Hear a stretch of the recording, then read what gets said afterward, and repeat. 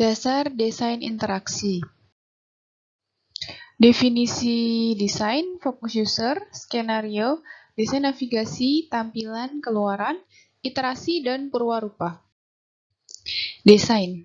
Definisi dari desain adalah achieving goals within constraint, mencapai tujuan meskipun ada rintangan. Aturan utamanya dari desain, pertama memahami komputer, kedua memahami manusia. Apabila terjadi human error atau operator error, itu disebabkan karena instalasi yang buruk atau desain interface yang buruk. Definisi dari desain pertama diawali dengan proses desain, yaitu requirement.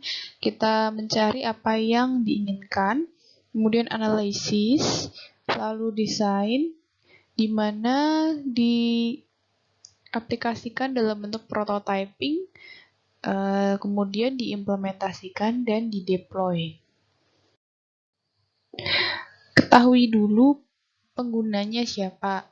Kita melihat atau menonton siapa penggunanya, kita gunakan imajinasi kita, lalu kita tanyakan siapa mereka, lalu kita berspekulasi ya, mungkin tidak seperti diri kita.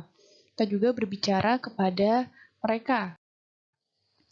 Skenarionya, pertama kita buat alur cerita desain, lalu kita buat story ya, atau kisah dari interaksi, lalu kita representasi paling sederhana dari sebuah desain, salah satu metode yang paling baik dan powerful. Skenario ya. Ini di sini contohnya untuk perusahaan di bidang logistik.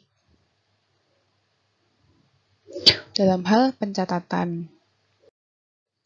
Skenarionya dapat dibuat sebagai berikut. Pertama, berkomunikasi dengan perancang, klien atau user, lalu melakukan validasi model lainnya, lalu membuat tampilan antarmuka atau mock-up. Desain navigasi, dalam hal ini widget, terdiri dari elemen dari GUI, menampilkan informasi sebuah aplikasi, pengaturan dapat diubah oleh pengguna, terdiri dari instruksi tunggal. Screen atau Windows, di sini contohnya dalam Microsoft Word, lalu ada navigasi dalam aplikasi, contohnya di sini di Explorer.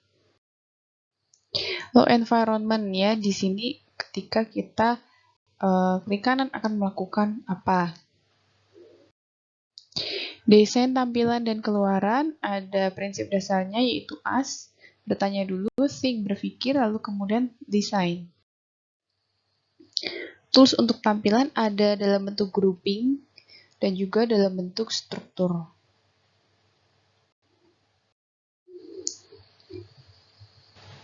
Ada juga dalam bentuk pengurutan grup dan juga item. Selanjutnya mengenai dekorasi dan juga alignment. Apabila menggunakan dekorasi dan alignment seperti ini kurang baik ya, kita bisa memisahkan atau mengumpulkan. Atau seperti ini ya. Gunakan white space ya untuk memberikan jarak antar satu sama lain, untuk memisahkan, untuk melakukan struktur, dan juga untuk melakukan highlight. User action dan juga control, tahu apa yang dilakukan dan juga affordance.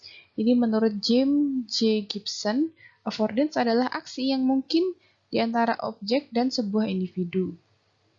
Dan juga dari Donald Norman, affordance haruslah sebuah kombinasi dari aksi yang sebenarnya mungkin dan mudah diterima. Karakteristik dari sebuah objek mensugestikan ke individu aksi apa yang mungkin dari signifiers. Appropriate appearance atau tampilan yang baik. Pertama, menyajikan informasi, kedua estetik dan juga utility, tiga membuat mesh ya. Jadi ada color, ada 3D, kemudian ada lokalisasi atau internationalization. Ini iterasi dan juga purwarupa, dimulai dari desain, prototype, kemudian evaluasi. Apabila perlu diperbaiki, masuk ke fase redesign. Apabila sudah oke, selesai.